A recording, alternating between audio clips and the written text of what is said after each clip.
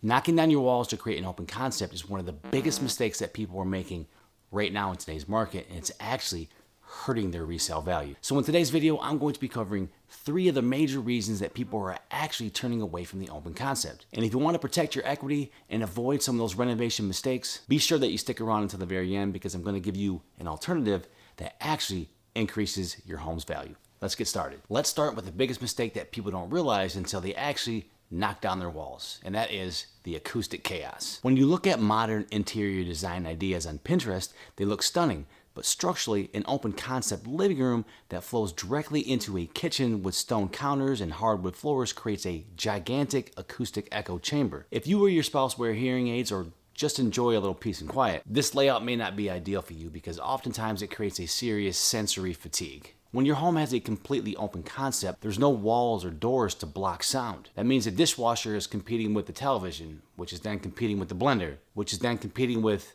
phone calls and other distractions that are in the house. When I'm giving advice to clients who are looking to transition into the forever home, I always tell them to look at the past staging. A home needs to be a sanctuary, not a lobby. Traditional walls act as sound barriers, and without them, you lack the ability to be able to find a quiet place that a lot of people like to go and read, meditate, and study. Instead, they're going to get to hear every single sound or distraction that's emanating from their house. The second major issue is how these homes are actually going to function as we get older. Open concept living was originally popularized by young families who wanted to watch their toddlers from the kitchen or island. But if you're in your 50s, 60s, or 70s, your household dynamics are likely changing. Maybe you have adult children moving back home temporarily, or maybe you frequently host grandchildren for extended stays. When you have a multi-generational household, a total lack of visual and acoustic privacy creates immediate friction. Defined, walled-off spaces allow different generations to coexist happily under one roof without stepping on each other's toes.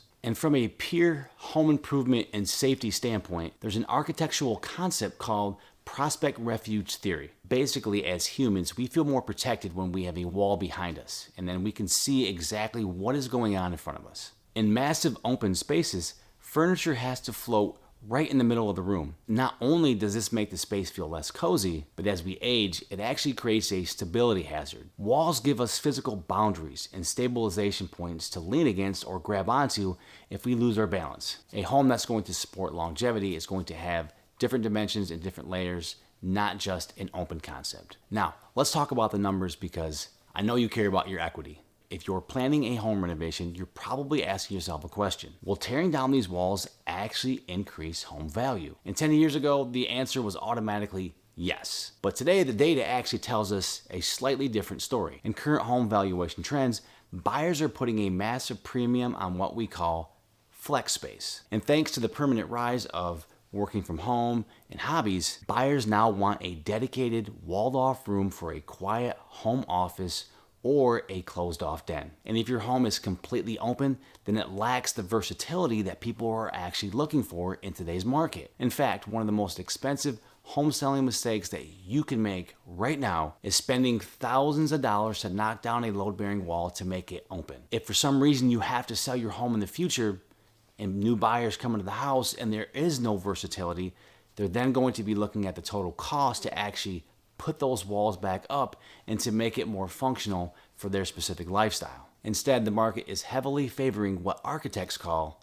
the hybrid or broken floor plan. This means keeping the bright, open connection between your kitchen and immediate dining area, but preserving distinct walls, pocket doors, or archways for the living spaces. It literally gives you the best of both worlds, light and flow, without sacrificing privacy and character. So what is the ultimate takeaway here? If you're looking at older homes with separate rooms, don't view them as dated. View it as a massive opportunity to create a high-value hybrid approach that works both functionally and looks beautiful. If you want to see exactly how to spot a property with excellent hybrid potential, or if you want to see a complete breakdown on which home improvement projects yield the highest return on investment for your home value, then drop me a comment down below. You'll also notice down below I've left some links to some of my favorite home design resources that can really help you maximize your space. If you got any value from this video, be sure that you smash that like button, and listen, there are some other home renovations that